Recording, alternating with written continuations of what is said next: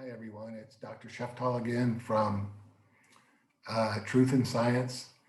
This is an update on the virus and the vaccine on February 26th of 2021. So let's get started.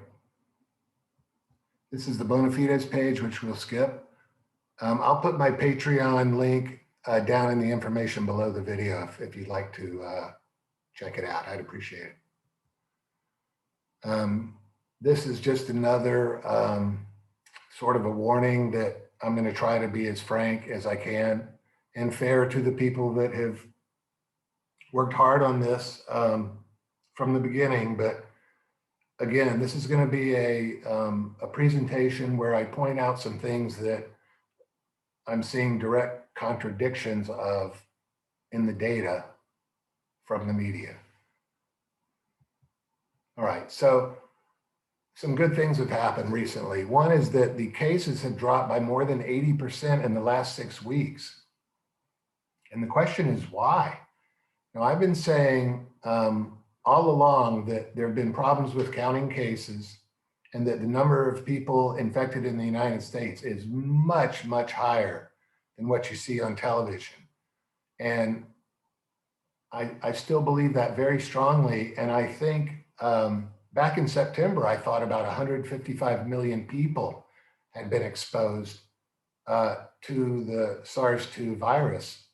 And in addition to those that had immunity in place, we were getting close to herd immunity during the seasonal bump. So it was kind of a strange combination of two things going on at once. You saw these graphs like I showed in the last video of, for example, in New York, that had its tremendous peak in April and May, and then an enormous number of cases during the seasonal bump, but hospitalization stayed at 0 the whole way. So you might want to go back and look at that video if that sounds strange to you, but it's absolutely the case and very up to date. But what's happened recently is that on about June 8th, I actually blew this up and measured it because the day that it happens is going to be very important to our discussion. So on about, I'm sorry, did I say June? I'm sorry. I meant January 8th. On about January 8th, all of these confirmed cases graphs absolutely fell off the cliff, as you can see here. And what's amazing about it is that given the different rates of vaccination, of lockdowns, even within Europe, there are a number of differences. All of the peaks are within hours of each other. And what that tells you is that regardless of what interventions you make, especially these macroscopic interventions I've talked about a lot, which don't do anything, like lockdowns and masks and so forth, the virus just does what it's going to do. Those things are so such a gross way of taking care of something that is so small you can't see it. It's meaningless to say it. It's visible because, again, the diameter of the virus is smaller by 1/4 than the shortest wavelength in the visible spectrum. So it literally is invisible. Okay. I'm going to show this graph a few more times when I prove, which is very important, that the vaccines had absolutely nothing to do with this. Now, I see people on television all the time giving credit to the vaccine, but the vaccine deserves no credit. And I'm going to prove it in just a couple slides here. All right, here it is. This is the slide that proves it. So pay attention because it's a busy slide, but I had to sort of put everything on one slide so everyone would understand this. You have to follow the timeline very carefully. All right, now, let me sort of go backwards for a second. Today, 13.4% of the US population has been vaccinated. Now, in all the references I looked up, it didn't say whether 13.4% had both doses or just one. And I suspect that it's just one, because they have to have a way to count the people that have had, I suspect that it's one or two, because they have to have a way of counting the people who have only had one dose. And they're certainly not going to count them as having not been vaccinated, because you get some protection from one dose. I'll get into that in a second. So that's where we stand today. And by the way, this is up to date as of 1 hour ago. Now, the graph that I just showed you, and let me just jump back real quick. The peak occurred on January 8th, okay? So what I did was I counted days back from today and got exactly the number of days back when January 8th occurred. Now, at that time, 2.2% of the population had been vaccinated with one dose of the vaccine. However, if you look into the technical aspects of the vaccines, it takes about 3 weeks to mount a full antibody response to the vaccine. So what you have to do then is you have to come to this point on January 8th and go further away 3 weeks, so that you're not counting people who may have gotten the vaccine but hadn't had enough time to get a response yet. So that certainly couldn't be the reason the cases came down, if they hadn't even gotten a response yet. And when you do that, January 8th was 46 days ago. Okay? Yes. Now it's 47, but I'm halfway around the world, so I'm always fighting this 1 day thing here. For example, it's February 26th here, and I think it's still February 25th in America. But when you go back 21 more days and you add 21 to 46, you get 67. Okay? Now, the vaccines were started on December 14th. Okay? This is January 8th. So the vaccines were started 3 weeks and 1 day before January 8th. So there's only 1 day's worth of people who would have mounted the full response just from one dose of the vaccine, not both of them. Just 1 day's worth of people. So the number of people that were vaccinated where it could have made a difference on January 8th is not 2.2%.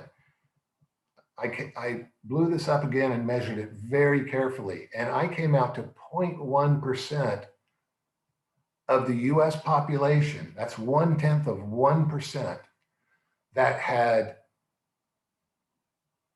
gotten the vaccine dose and mounted an antibody response. But again, only to one dose, which is not the recommended amount.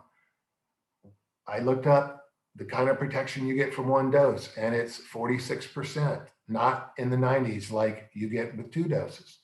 But again, that's protection against the symptoms becoming worse. It's not protection against getting the disease, okay? Or being able to transmit it. And I'm sure everyone has heard that by now. But anyway, back to this amazing timeline here, which shows that basically almost no one had any antibodies in their body from the vaccines on the day that the cases literally fell off the cliff and almost went straight down. They've gone down 80% in 6 weeks, okay? So we're talking about, excuse me, it's 4:30 in the morning and I haven't slept for 2 days. I've been real busy in the operating room. But here are the number of people vaccinated right here. Can you see my arrow down here in the corner? Here's when the vaccine started. So only 1 day to the right of that red line, and you can see there's no height to this at all, are the number of people who benefited from the vaccine fully from the first dose by the time that the cases fell off the cliff. So imagine me out there trying to blow this up enough to measure the ratio of the height of right here with the arrow, literally 1 day to the right of the red line there, versus the height over here to the middle of this mess, which is 13.4%. This is 0.1%. So the vaccine could not have possibly had anything to do with the falling off of the cases. And this brings up another issue that I've heard people talk about. There have been some people that have said the WHO recommended to laboratories to drop the cycle threshold of the PCR test to in the 20s from 40. And that did occur in some cases, but it wasn't a blanket edict from the WHO.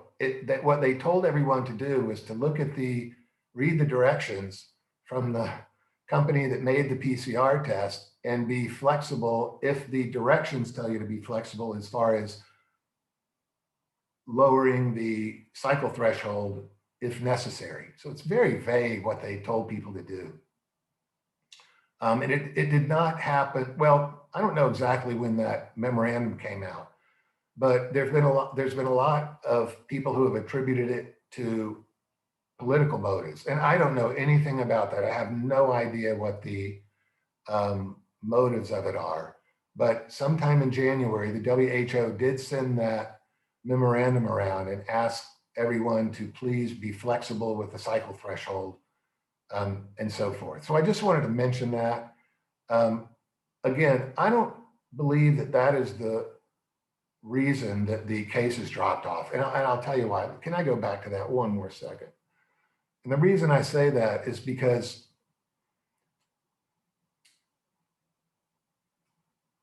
it happened everywhere, almost within a few hours of each other. And now if the WHO had demanded or recommended even that everyone drop the cycle threshold to 25 or something, it would have made a huge difference. And in the whole world, all of these different countries in one continent here would have started dropping within a few days of each other. But that isn't what they sent around. They sent around sort of a vague recommendation to read the directions and be flexible about changing the cycle threshold. And this all happened too precisely for that, I think. I do think people have started to wise up, and they have started to lower the cycle threshold. I'm in favor of that too, because remember in one of my previous videos, I explained that when you have a chain reaction, which is what the CR stands for, you're taking 2 to the X power, where X is the number of cycles. And we were running it out to 40 cycles, and 2 to the 40th power is 1 trillion. So they were finding little scraps of nucleotides, which are pieces of RNA from the virus. It's very specific. And yes, that's why I don't like calling them false positives, by the way, because they were finding what they were looking for. The problem is they weren't looking for the right thing. They were looking for RNA from the virus that could have been there months after the person recovered and then calling it a new case. So it's terribly distorted. I'm certain of all of that. But as far as the WHO maybe doing something for political reasons, maybe in the US or something to make Biden look good, I don't think so. I don't. I might be wrong. I'm very easily could be wrong, but I just don't think so. I think that the PCR test was horrible from the beginning. It didn't tell us anything that we needed to know about the number of new cases. Not anything, because again, you can get a positive case on the RNA from something that someone has recovered from 3 months ago. You should not be calling that a new case and then attributing a hospitalization to it or a death or anything like that. All right. So let me go on here. There's a lot of information in this presentation. I hope you can hang in there. I'll try to go as fast as I can. I have a bad habit of getting into so many tangents because it's all connected together, and I do understand all of it, and it's hard for me to not go into the tangents. But let me continue very quickly. I've already showed you this slide in 2 or 3 presentations, so I'm not going to go into it in any detail. And I put this up here just to remind everyone that everything just completely fell off, not at the end of the season, but on January 8th. And we know about the cold snap that just went across the United States, particularly Texas. So the cases did not fall off because the season was over.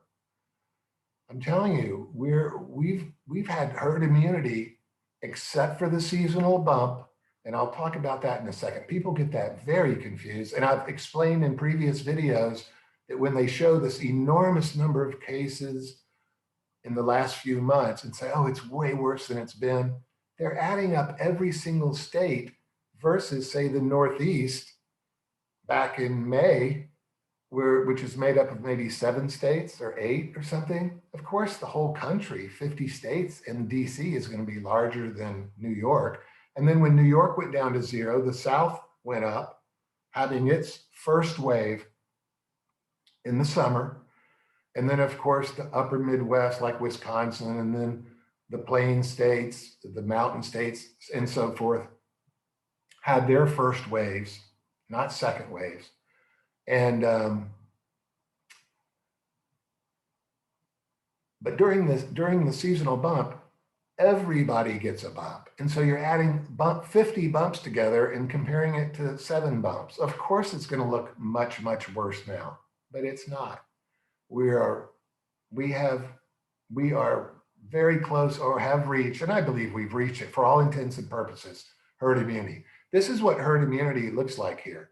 I mean, this is the entire United States now. That virus is running out of people to infect, and that's why it's just falling off like crazy. And a good analogy for this, I know a lot of people are worried about the stock market now, but when stocks fall, they fall very, very fast because there aren't enough buyers around to buffet the price, okay? To support the price, because nobody wants to buy stock when they're all falling so fast. And so if you want to sell your stock and it's $100, you may not find anyone that wants to buy it above 40 or 45. And so it's going to drop down to 45, and that's going to be the sale price, okay? It's a little bit of a simplification, but that's the idea. And that's kind of what happens when the virus runs out of people to infect. It can't find anybody to infect, so this graph just falls off the cliff there. All right, now let me just tell you why, for about the 4th time, and I'm sorry to repeat myself, but it really is so important for people to understand this, because you get exactly the opposite on television. It's like the TV doctors don't understand the way the immune response works and clonal memory and all that. But anyway, and cross-reactivity. Now, this is an important part of it, which I'll go over very briefly, because we're really talking about unexposed to support not my theory, but my explanation of what's going on here. And a lot of other people have the same explanation. I'm not unique here. When you get exposed to SARS-2, you mount antibody responses through the B cells, and you mount T cell responses, not just for the spike protein, but for the M, N, and non-structural proteins. Very strong responses, 5 hash marks. That's the strongest you can get. And of course, the antibody response is strong too. IgG is 100% in this group, and IgA was 80%. All right. Let me go from there though, and I'll come back to this, but please remember that when you're exposed to the virus, you don't just get response to the spike proteins. I'm going to bring this up in just a second. You also get response to the M, N, and non-structural proteins. And the reason I point that out is because the spike proteins mutate a lot, all right? These are RNA viruses which mutate more than DNA viruses. And there's sort of a technical reason for that. It has to do with monitoring changes and mutations, okay? You don't really need to make analogies for this. You just say what it is. Everyone understands this now. All right. The spike proteins mutate a lot, okay? The M, N, and non-structural proteins do not mutate a lot. And there are reasons for that. I mean, as far as the virus is concerned. But for now, let me just point out a very interesting fact. SARS-1 appeared in 2003. And as you may know, only 8,000 people in the world got SARS-1 and 800 died, which is a 10% death rate, very high. All right, everybody was very worried about that, I remember. They found 23 people who were still alive and survived SARS-1, okay? Those 23 people had tremendous workups, and they found N proteins, they found T cell memory for the N proteins in SARS-1 in those 23 people. Still, okay, that means that the immunity lasts 17 years in the case of SARS-1. And there's 76 to 78% commonality between SARS-1 and SARS-2. Just calling this thing the novel coronavirus was really misleading from the very beginning. Should never have been called that. Confused a lot of people about cross-reactivity. Now, that N protein in SARS-1 is the same as the N protein in SARS-2, okay? Now, that's not of benefit as far as cross-reactivity with SARS-1 because not enough people got SARS-1. And that was 17 years ago, and a lot of the people that got it had died of other causes, okay? The ones that survived SARS-1, many of them have died 17 years later. Now, so there just aren't enough people to confer any cross-reactivity from SARS-1. But isn't that interesting that the N protein is the same, and it lasted, and the immunity to it lasted 17 years in those 23 patients in that study I read. Boy, wouldn't it have been a good idea maybe to put some N protein in the RNA vaccine? So instead of just making the spike protein, which we know changes in an RNA virus every year, wouldn't it have been great to put some codons in there that would have caused translation into the N proteins, which do not mutate very often, and the memory lasts at least 17 years? Okay. Now let's look at the unexposed really quickly. Sorry. There are 4 coronaviruses pictured there. Now, adenoviruses and rhinoviruses also cause the common cold. Rhinoviruses cause it in the summer, which is kind of weird. But anyway, in a study of unexposed people, now these are people who were not exposed to SARS-2 and they were not in contact with anyone else who was exposed to SARS-2, already had, or 50% of the group they studied already had CD4, which is the T helper subset. They already had T helper cells, 50% of them, for the SARS-2 proteins. These are the antigens, remember, right now. These proteins here, you would refer to them as antigens. And they already had T cell protection against it, having never been exposed to it. And this is what I think is being missed quantitatively by so many of the bureaucratic doctors and TV doctors. I know they studied this in medical school.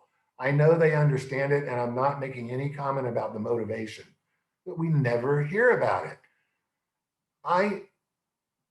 In my last video and others, I was talking about the question that you have to think about, and that's why didn't all of the people in the nursing homes get sick with SARS-2 when some of them did and lived in there for a few weeks, breathing every day. The entire nursing home was filled with SARS-2 floating around on the air. And yet some of those very elderly, very ill people did not get it. And you have to wonder why. And I think the reason is they already had immunity in place from cross-reactivity with the common colds. Very few people got SARS-1, as I just pointed out, but everyone watching this has gotten the common cold. In other words, those elderly people that did not get sick from SARS-2 are, if you want to look at it this way, part of this 50% here. They're not literally part of the 50%, but they were part of the people who were protected before SARS-2 even arrived in the United States, okay? And that's what I think is happening here in combination with, in my predictions, the 165 or 170 million, at least, people in the United States that have been exposed to this already. They've been undercounting it the whole time. And I did a ratio in one of my videos with what the WHO had said about the worldwide exposure was. And I did some ratios about how low we were counting. And when I multiplied the fraction that we were undercounting,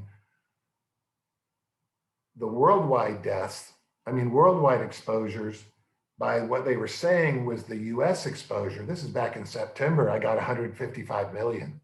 So it's way more now. And think about that for a second. There's about 350 million people in the world. In the United States, sorry, really tired. And so 175 million is half of them. So if we've got, say, 55% or 60% of the United States having been exposed already, and you add probably not 50% of the United States had immunity in place, but I wouldn't be surprised if 30-something% did. You're already up at about 80% of the people in America have immunity to this virus already. And in September, it was probably 70%. But now it's getting up in the 80s. And that's why we're getting herd immunity now. This is what's happening now. And if you look at some of the graphs, it's got this huge thing, and I'm not talking about cases. It's got a huge hospitalizations in May, say for New York, and then it's zero. So New York has had herd immunity the whole time, probably since June or something. After they went through that full bump, nothing else, hospitalization-wise, until the winter bump came, and some people who barely survived in April or weren't exposed died in the seasonal bump because they were 6 months older and they were already, 85 years old, some of them. And of course, 6 months is a large fraction of the rest of your life when you're 85 years old and very sick. And of course, they had that horrible situation that Governor Cuomo is involved in now about sending people back to the nursing homes when they were sick. But anyway, let's move on. I'm sorry I talked so long on that one.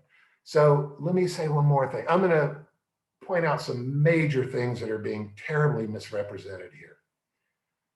So I'm going to beat on the last year. This is last year's vaccine too, everyone. When you get a vaccine, say for the flu, you get it before the flu season. You don't get it after the flu season. And they're trying to vaccinate people for SARS-2, the one that arrived last January, a year ago, more than a year ago. And as they're doing that, literally as people are lined up, rolling up their sleeves, other variants have arrived here that are more transmissible. I've heard that they double their percentage every week. And if you know anything about exponential functions, you can take 50 people or 20, and if you double it every week, very quickly, it's going to be all over the country. Now, the vaccines I've read that the vaccines are, in some cases, some of the vaccines are pretty effective against the variants. AstraZeneca evidently was taken off the market in South Africa because it wasn't effective at all.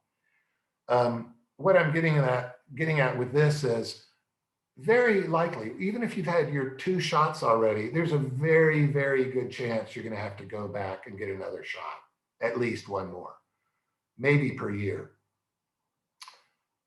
because you're less protected on getting enhancement of the symptoms. Again, it's not preventing you from getting the virus inside your body. And that's been proven already. They're swabbing noses and nasopharynx, and they're getting virus on people who've had both shots and 3 weeks after that. That didn't have it before. But anyway, let me stick with this point here. So we're getting last year's vaccine, and along the way, I can't begin to tell you how many private debates I've had, and they're very time consuming, but I love talking to my old junior high friends and stuff, with those junior high friends, about the relative protection you get from the vaccine versus getting the disease. Of course, the reason they were debating me is because they were all agreeing with Dr. Fauci and others who said that the vaccine confers better immunity, more protection than getting the disease.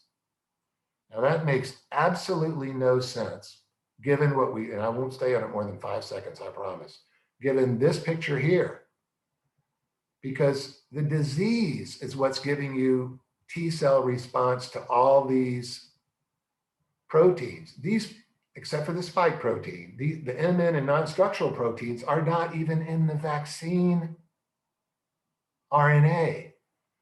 Okay, they're not going to messenger RNA is not going to be translated into these proteins, and so you're not going to mount a response to these. They're only mounting responses to the spike proteins, which change all the time.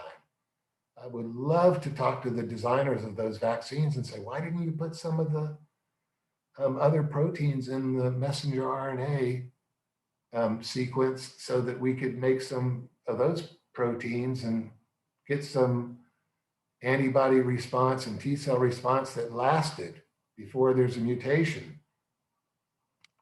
Okay, let me go back right now.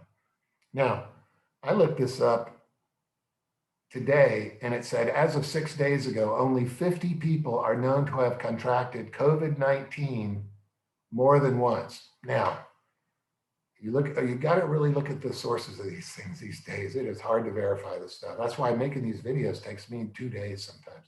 All right, but I hope people are getting a lot out of this. It's a lot of work. All right, I looked this up in a lot of different places, basically everywhere I could look. And I got varying numbers, but they are all right around 50, 46, 51. So I just picked one of them, 50. Okay, but this is on Market Watch. So it was a CNBC story. Okay. The reason I like to pick sources that are on the left side of the political spectrum is because I tend to be libertarian. So, I'm definitely libertarian. So I don't want to fall into the trap of only looking at the very conservative sources, because I could be looking for something that I want to find. So I try to look in the New York Times and Washington Post and NBC and CNBC, all the left-sided news outlets. But I did it and I found 50 people. That's all that they said have contracted it more than once. So, there were 780 million people in the world that had been exposed to the virus back in September. What is it now, 950 million? I just assumed it was. I can maybe look it up, but you need to get into the WHO data to do it. But when you've got 50 people getting something more than once, when 780 million people have gotten it, that's 1 in 19 million people. Okay? I'm going to tell you what the vaccine does as far as protecting you from getting the disease, not reducing the symptoms. It's around 50%. I've read now from several credible sources. It's not 94%. That's only reducing the symptoms. Getting the disease, the vaccine does help you a little. And it's around 50% of the people that get the vaccines are protected against getting the virus, from what I've read, about 50%. But I hope that you see difference between one person in 19 million and half the people that get the vaccine. And you've got these bureaucratic doctors and TV doctors coming on and saying that the vaccine confers better immunity than something that only one person in 19 million has gotten it again after getting the disease. It boggles the mind why we can't sit down, people on both sides of the data interpretation, and have a decent discussion of this. Is all we get is talking heads on the political side of the media that has a narrative to push. And I don't want to, assign any motives to it, but we need some debate on this. We've got to get this over with. I mean, come on, people. You're going to see some slides later that'll blow your mind what's going on now. Okay, remember the Moderna's chief executive officer, the Moderna vaccine and Pfizer are the big RNA vaccines. He said the vaccines don't block you from getting infected and spreading it. All right. We all know that already. We've heard it 100 times. Now, this is a little bit of a busy slide, but here's the 950 million people, the 1 in 19 million versus half. It might prevent half of infections, according to these scientists that are studying it now. And here's the TV doctor saying the vaccine confers better protection than getting the disease. That is not going to be the case for a disease, for a virus that mutates every year. Only making clonal memory to spike proteins, which might be totally different after 3 mutations in 3 years. At some point, the old vaccines aren't going to work. It makes about as much sense as taking a flu vaccine from 3 years ago. Every year they have to, without getting technical, they have to come up with a combination of epitopes, which are shapes of the antigens or paratopes that are most likely to infect people in America. And they put those into the vaccine. That's why the vaccines are not that great, because they miss it sometimes, all right? The point I'm trying to make is when you've got an RNA virus that's mutating a lot, there are going to be times when your vaccine doesn't work at all, let alone in 50% of the people. All right. Now, here's something that bugged me to no end when I heard this, because it just sort of displays a complete lack of understanding of immunology. And I know these doctors understand it. I mean, how could you not understand it? They drill it into your head in medical school. Maybe, no, I don't know. But remember, we talked about January 8th when the whole thing fell off a cliff, right? And I said that there was one day when you start on December 14th, and that's 22 days from January 8th, okay? Yeah, and 21 of them are required to build up the antibodies. You've only got 1 day's worth of people, and that's only for one of the 2 shots. And yet the doctors, the TV doctors and the bureaucratic doctors, I heard it from every one of them of stature, said that we're going to have to vaccinate at least 80% of the people in the US to get to achieve herd immunity, right? Remember all that they were saying? We had vaccinated 0.1%. That's 1/800th of what they said they needed to vaccinate before this thing completely fell off the cliff. And this is not for a region. This is for the entire United States, everybody. Okay? And yet they were telling everyone when they were trying to promote the vaccine that everyone had to get it to achieve herd immunity.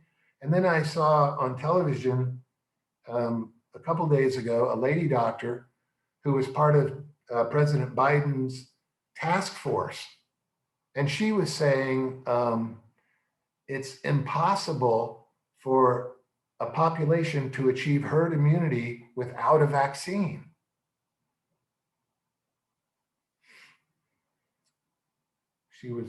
I mean, I know she knows what cross-reactivity is, and I know she knows that a lot of people have been exposed here.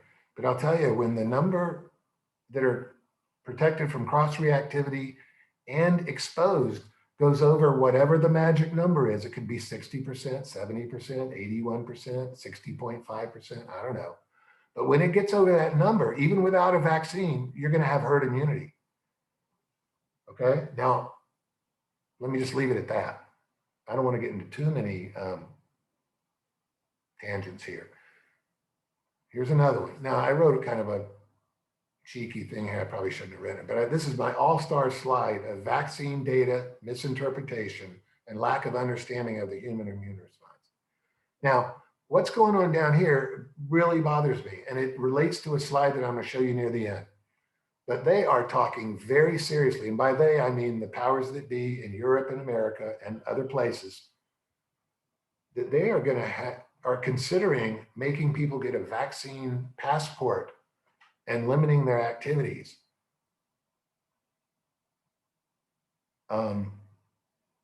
When I just showed you that the vaccine had absolutely nothing to do with the cases falling off the cliff here, and they're going to make people get a vaccine passport or a chip.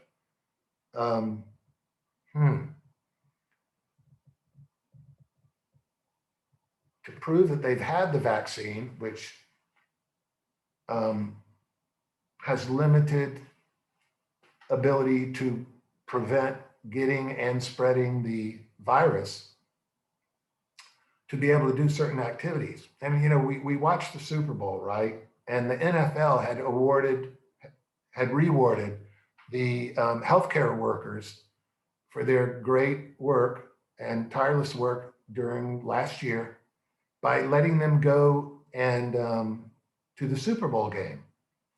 And the first thing I thought of when I heard that is, you know, they had already had their vaccines by then, okay, because they were first in line. I should say we, but I haven't had the vaccine yet. I'm overseas, and I'll talk about that later if you want to know what my feeling is on it. But anyway, but my fellow healthcare workers had gotten both doses and went to the Super Bowl game as guests of the NFL.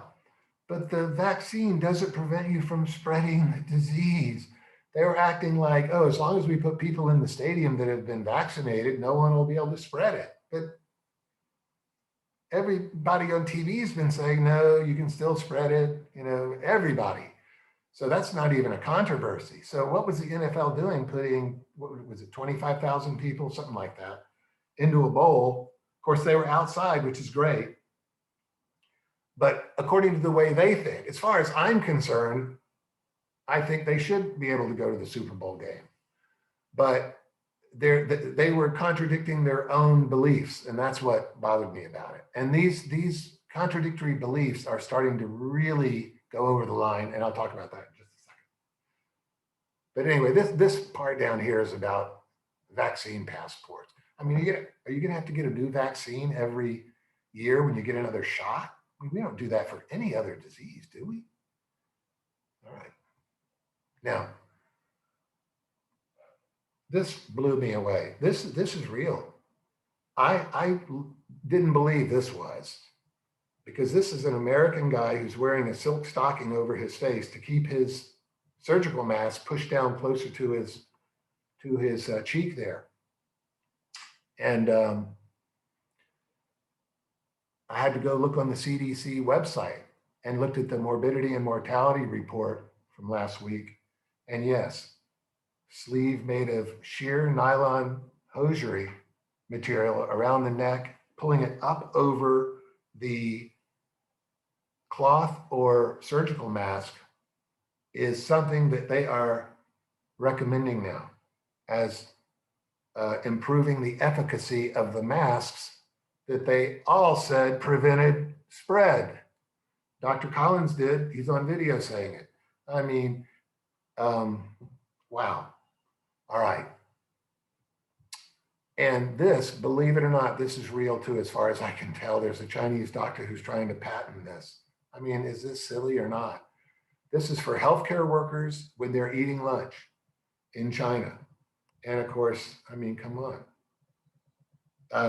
Which brings me to another thing.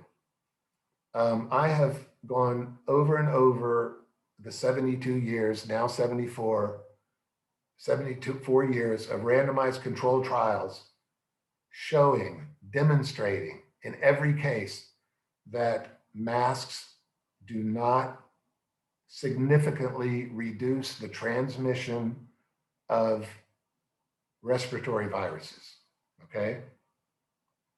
And of course, the CDC and everywhere else swears by them. Now, why would you listen to me instead of the CDC? There really isn't any good reason to, except that I base my claims on information that I have tried to glean from properly designed studies, not associative. I was real tempted to say vitamin D has to be helping because there are hundreds of vitamin D associative studies that show enormous benefits of vitamin D, but I held back. I was not willing to say it until I found 3 randomized controlled trials, one of which I had to throw out because the patients also got dexamethasone, and we know that helps. And they had not subtracted that out. So I threw that one study out. That was the one that was in Detroit, which you might remember, I think at Henry Ford Hospital. But others were done, and they seem to have been done properly, except for a few minor issues that I pointed out in my video on hydroxychloroquine and zinc and ivermectin. And it's a black mask. The design on the YouTube is a black mask sitting there. So anyway, you might want to look at that one too. But back to this for a second. This is ridiculous, and people won't do this. Now, the reason I brought these 2 pictures together is because these 2 pictures suffer from the same problem. When you do a randomized controlled trial, after you've done lots of mechanical laboratory studies, you know, like infrared cameras watching the heat come out and the particles and everything you could possibly do, you have to test the hypothesis in the environment that you're going to make the claim about. And I think part of the reason, because it does make sense that masks would slow the spread significantly, but a small amount. It makes sense because some of the viruses do get in water droplets and stuff and get caught in the mask. So you think it would slow it, but it doesn't. And I think part of the reason for that is because people don't wear the masks properly. And it's not just that. I mean, I've already talked about the virus is too small, it goes right through it. But you still would block some of the virus that is connected to water droplets, for example. But this lady is not wearing her mask properly because she's going to spew the virus out of her mouth in every direction. And so she's sort of in a way equivalent to this guy because nobody's going to wear a nylon stocking over their head like that. I mean, can you imagine how abusive this is to children? Think about this. It's bad enough for everybody to be wearing a mask and to make the children wear a mask, in my opinion. Now, this is just my opinion. But I don't know if I want our children who are just learning about people and friendliness and all that to see everybody walking around like this. I mean, I think it's really kind of creepy. And people aren't going to do it. Anywhere that it's hot, they aren't going to do it. They're going to be constantly scratching their faces and moving the nylon around, which causes way more trouble than it prevents. And I think masks do too, frankly. I cleaned my clothes yesterday, and while I was doing it, I noticed something I should have noticed years ago. When I think back, I did kind of notice it. But I was washing my pants, and you know, with laundry detergent and a brush, and I noticed that by far the dirtiest place on my shorts, not my underwear, but my regular golf shorts or whatever, was except for where you sit, which gets a little dirtier, of course, because you're sitting on dirty things all day. It's your pockets. Your pocket area gets real dirty. And that's what you need to wash off. on the clothing when you wash your clothes. And that just shows you how dirty our hands are, doesn't it? I mean, we're going in and out of our pockets to get money and keys and everything, and it really dirties up around the pocket way more than anywhere else. So that means that touching your mask really can cause a problem. You get your hands dirty in the wrong place, and you're touching that mask. And I see people all the time with the surgical mask talking, and it sort of, the chin will pull the mask down, and then they got to pull it up, and then they talk and it pulls it down. Then they want to go get something to drink, and then they need to yell a little louder, or people can't understand them, and they pull the mask down and talk. I mean, and this is what happens in the randomized controlled trial too, because people are people, and they just can't wear it perfectly all the time, and they're just ineffective, you know.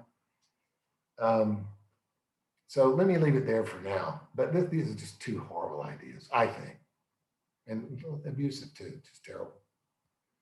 All right, now here's something that's always bothered me. This is a very distinguished doctor here. He was the head of the CDC, and there's two problems. There's a number of problems on this slide, but let me just tell you this one right off the bat. And I've got this, I don't know, I hope y'all can't see these things that plop down to tell me to turn the recorder on or off, but it says, CDC director says wearing a face mask is safer than a vaccine. And you guys may have remembered seeing this video. I think it was in a Senate testimony. Dr. Redfield did not say as the main point that wearing a face mask is safer than the vaccine.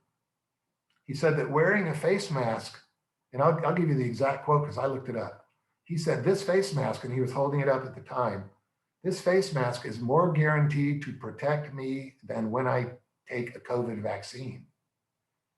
Sure, a mask is safer than a vaccine. No question about that.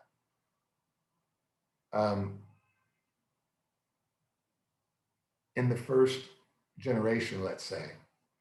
But he was saying the most important thing that he said there, which made news, was that he was saying that the face mask was more guaranteed to protect him than when I take a COVID vaccine. And this is before the vaccines came out. Now, this is the director of the CDC who also said in that same testimony, because I went ahead and watched the whole thing. I wanted to make sure I got everything. If we got everyone to wear these masks for 6 weeks, we'd get the pandemic under control. He said that too. And yet here we go in Connecticut. Way back here, and I can't even read the dates. It's not even important. Just look at the shape of the graph and when these mandates came in. Sometime maybe in the spring or summer, they did an indoor mask mandate. Oh, April 30th, it says there. Good Lord, I'm getting blind here. I gotta get my glasses. No, April 20th, sorry. April 20th, they had a mask mandate when you're indoors. Statewide mask mandate in Connecticut. On August 13th, they added an outside mask mandate. So this means that whether you're indoors or outdoors, you have to be wearing a mask all the time in Connecticut. And the outside mask mandate came in on August 15th. Then on September 25th, which is about a month later, they started fining people for not wearing masks. And the fines can be pretty stiff. And when people are getting fined $100 or $225, as in the case of some places, they're going to start wearing masks, because if you're not wearing it, they're going to fine you. So the compliance was very high, obviously, or the police would have been going around making thousands and thousands of dollars a day fining people. The compliance was very high up into the early fall, let's say, in Connecticut. And look what happened to the cases. You can't possibly look at that and think masks reduce the transmissibility. Because remember, this isn't the entire United States comparing itself to some region or group of 3 or 5 or 9 states. This is one state here. There were more cases in Connecticut in the fall, this is October and November here, than there were back in April when the Northeast got its horrible bump. they did get more cases in the seasonal bump, but they had a mask mandate for indoors, outdoors, and they fined you when they caught you not wearing your mask.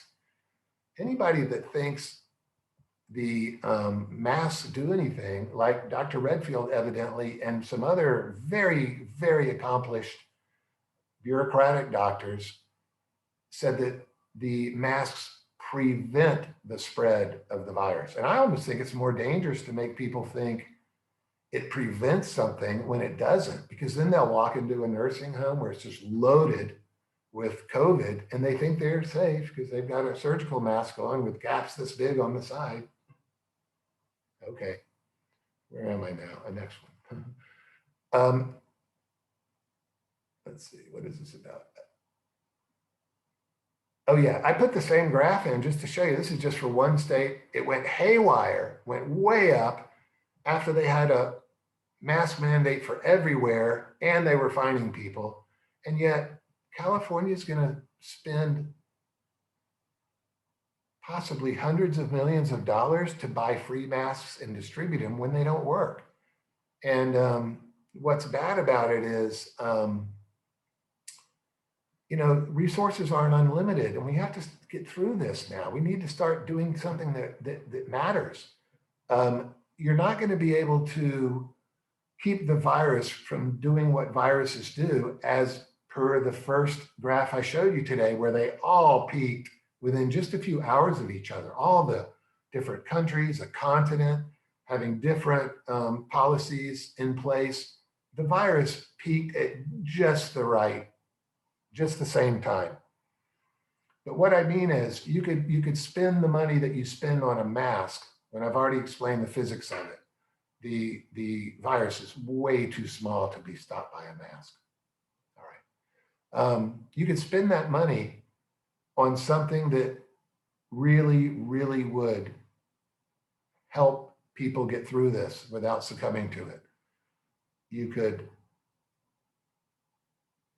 do things where you explain the tremendously increased risk you have when you have certain comorbidities that you have control over, such as obesity. You might say, well, someone who's obese, they can't lose weight in one day. Well, they can't lose it in one day, but this thing's been going on for a year now. And last year I was getting fat and I got sick of looking at myself in the mirror, and I lost 44 pounds in 2.5 months. I just changed what I was eating. I never got hungry. I even wrote a book about it because I want to share the information. But and it's about energy density and stuff, which relates to climate change. That's actually how I came up with the idea to do it for food. I was comparing the energy density of wind and solar and nuclear and biomass and everything, and I went, wow, this applies to eating food too. But anyway, back to this. I'm sorry, I tend to do that too much. Here we go. We're spending money in the wrong places. We need to get over this, people.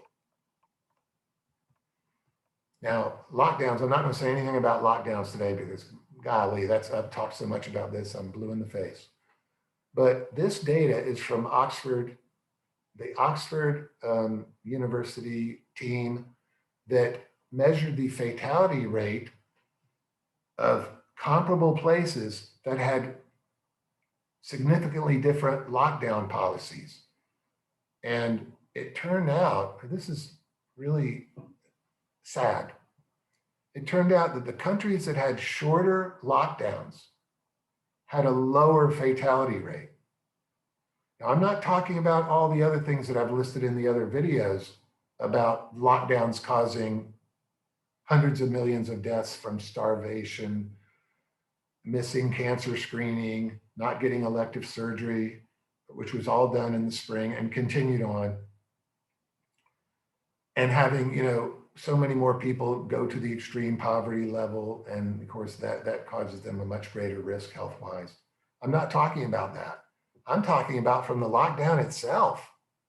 The people that were locked down were at higher risk than the people that were out, the essential employees. And I already said this in a previous video when I listed the things that were causing most of the hospitalizations. The people that were locked down were getting sick enough to go to the hospital. The essential employees weren't. And, you know, they did studies on supermarket employees that had the thousands of people walking by them and talking to them all day, and they didn't have a higher rate of infection than the average person. Okay. Now, this goes back to the slide I had with showing Dr. Redfield. Now, let me just do it real fast. Okay, here it is. You know, their headline for this is CDC director says wearing a face mask is safer than the vaccine. That's true, but it was not the piece of information that was most extreme during Dr. Redfield's testimony. And this bothers me about the media. It's like we're afraid to let the full facts come out about things. Someone decided to label this video here from the place called The Independent, and I don't know what that is. Could be right or left wing, I have no idea. But they watered down the description of his testimony, of his most pertinent testimony, which was to say that a face mask is more guaranteed to protect me than when I take the vaccine. And then we come to this and we get the same kind of a crummy headline here, title to the article. It says, scientists say health warning needed on vitamin D, COVID preprint. And I read this whole thing too, because I really wanted to know, wow, a health warning is a serious thing about vitamin D. That's a micronutrient. It's a vitamin. What's the health warning all about? That was a horrible title for this article. The only thing this article says is that a study has been done recently which showed tremendous efficacy of vitamin D, but there were flaws in the study, like we see sometimes, a lot of the time. But that doesn't mean you need a health warning. It says the study falls well short of a well-connected randomized trial. So they're kind of agreeing with me that these associative studies don't mean anything, but I don't know that you need to call it a health warning. You're going to scare a bunch of people from taking vitamin D. We already have way too much deficiency in vitamin D. I did a whole video about vitamin D. Please watch it. And there are some pretty decent randomized controlled trials that have come out, although at the end, I did point out a few things that I didn't think were done right in the studies. But my overall conclusion was that vitamin D is very worthwhile. I mean, the associative studies are just off the charts impressive. But I never said that vitamin D did anything until I saw the randomized control trials. And then I went out and got it. And, you know, I take it and I get out in the sun more. I make a purpose of getting out every single day and getting some sun on my back so I can try to get my vitamin D level up into the effective range here. And I recommend that everyone else does it too. I don't think there's anything dangerous about taking vitamin D. Of course, you can put it in the dangerous zone. I believe it was over 100 nanograms per milliliter. So you can't just, you know, eat 100 of these every day and expect it not to cause a problem. You know, see your doctor and make sure that these supplements that you might think are protecting you or anything else like that are good for you. Everybody's different, and you must talk to your private doctor anytime you change what you're doing about your metabolism. But, you know, this just bothers me about the media. I mean, there's so much, I don't know if I would call it corporatization of information that's being disseminated to the public, but, you know, and I don't know anything specifically about the heart.org Medscape company or whatever this thing is. But, you know, the pharmaceutical companies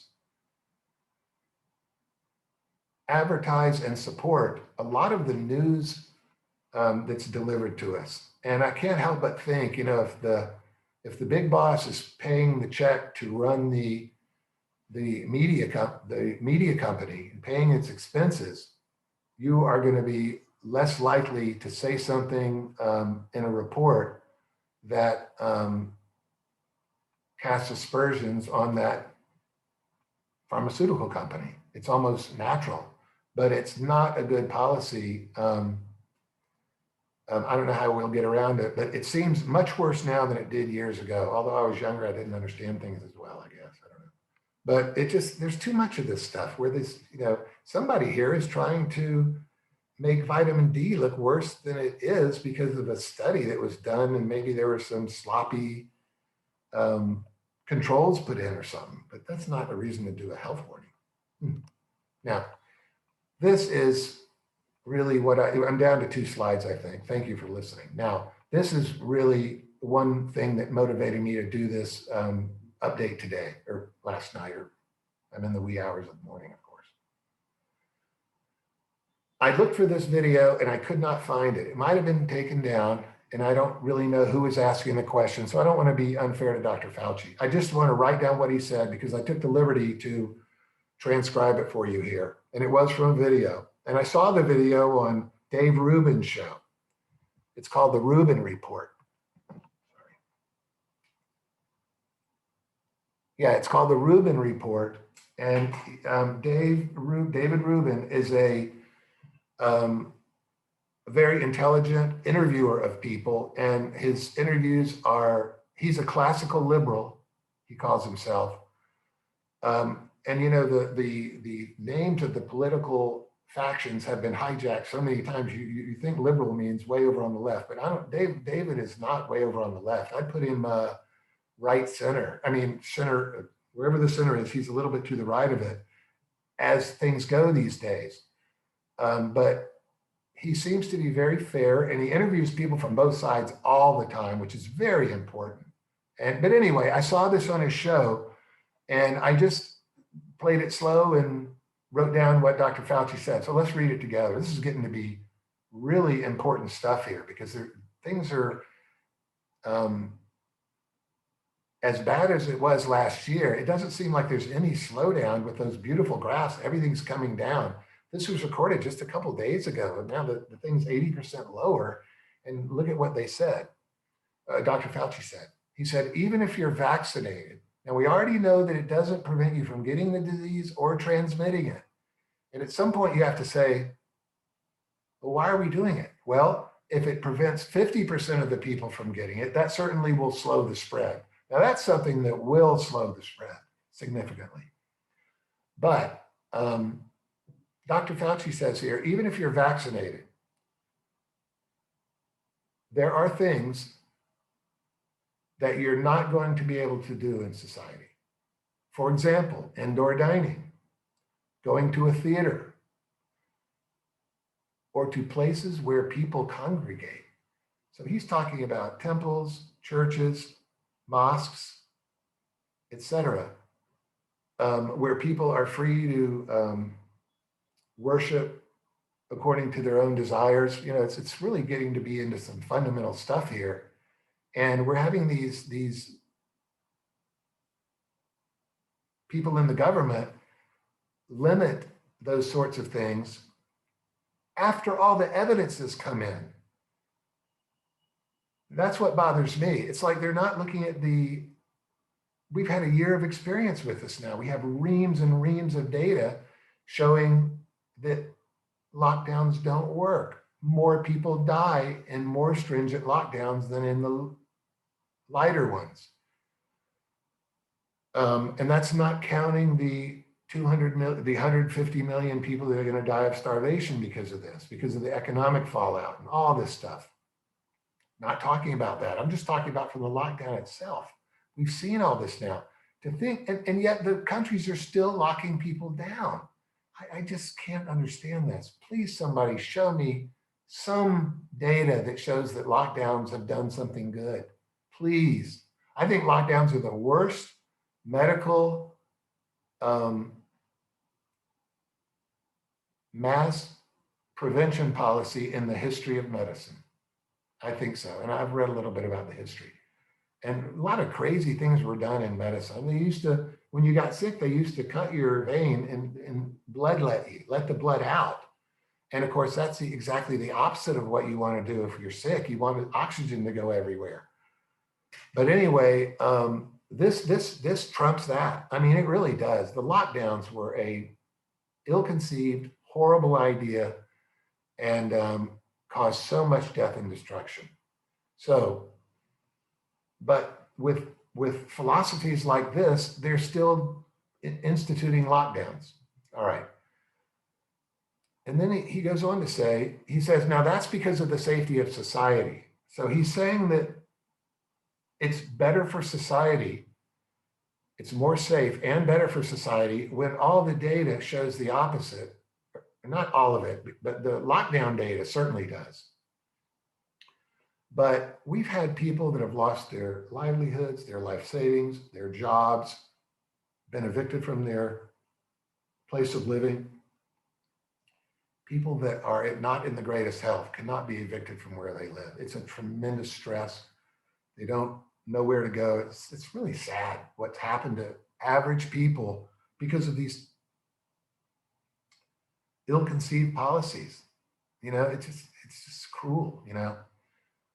But they believe that this is because of the safety of society. Again, I'm not assigning any motivations to this. I just would love to sit down with some sort of mathematically minded doctors and interested parties, even my old junior high school friends that are very intelligent, a lot of them, but just completely missed some of this stuff.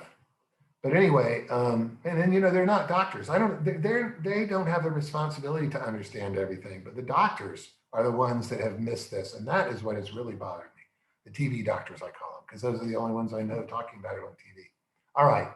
So he goes from safety of society. Then he goes, you yourself, what you can do when you're together with another person.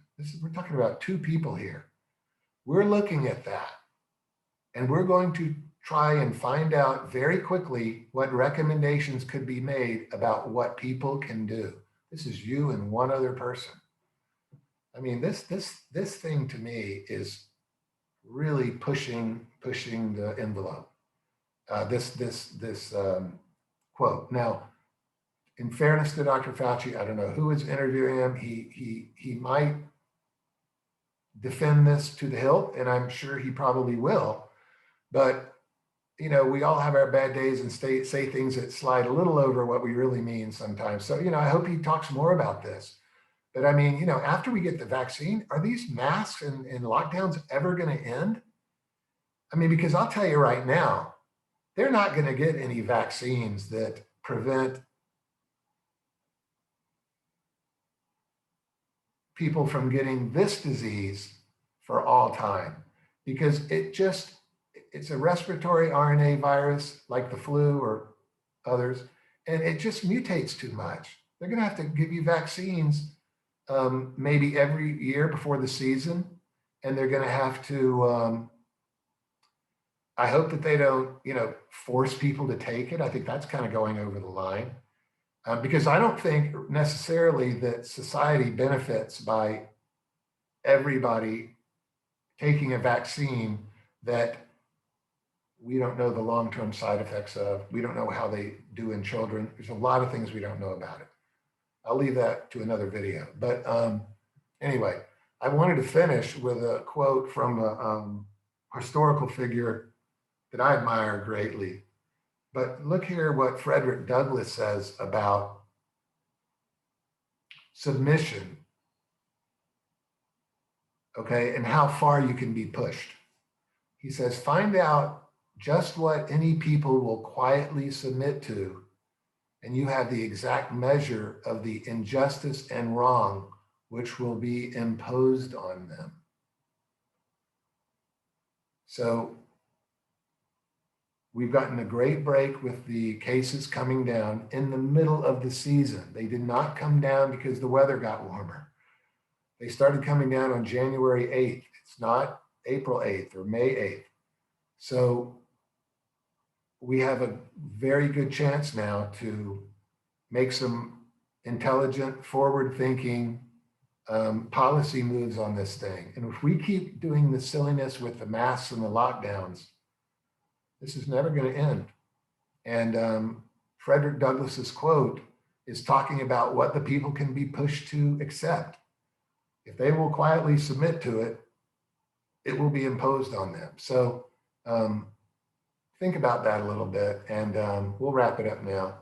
This is my little portfolio of videos that I've done. And if you're interested in sort of the way I think about things, I'd appreciate it if you'd watch some of them. About 15 of the 22 or 23 are on the vaccine and the virus. But I've got one on art here, a couple of them on using the principles that were talked about in the art video to reconstruct some faces that were injured badly. I've got two, which really are the same thing, on the claim that I like to make that Leonardo da Vinci did not paint the Salvator Mundi. One of them I made with the iPhone 4, and it's shaking all over the place, and it got 6,900 views. And the one that I did where nothing's shaking only got, I think it's 300 views or something. Let me see real fast. Yeah, 301 views. So anyway, that's kind of interesting. If you're interested in art or just looking at things real carefully and in detail. And then, I've even got a couple of videos in here that don't have anything to do with the virus and all this unhappiness and stuff that everybody's getting burned out on. I even hit a few golf balls in one of these things, but you got to slow the video down and make it a full screen to see the ball. But anyway, I hope you enjoy these, and visit my Patreon page and consider becoming a patron. I've got a list of a bunch of things here that I read in the last video. I will not read them today. It ended up taking 5 minutes. But if you're making a comment about this video later and you happen to have read these, I'd really like to know what people are interested in me doing. Of course, I'm going to follow COVID and the vaccine, and when climate change takes its place, if you will, they're talking about lockdowns for climate change now. When climate change kind of comes to the fore and puts the virus in the back seat, I'm sure I'm going to be commenting on that, because that's going to go to my physics background. And I have a lot of things I want to say about that too.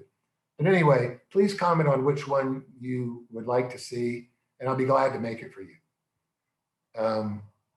Some of my best videos, according to my views and thumbs up and all that, have been on subjects that people have asked me to do for them. And so I've done it, and it's some of the best ones I've done.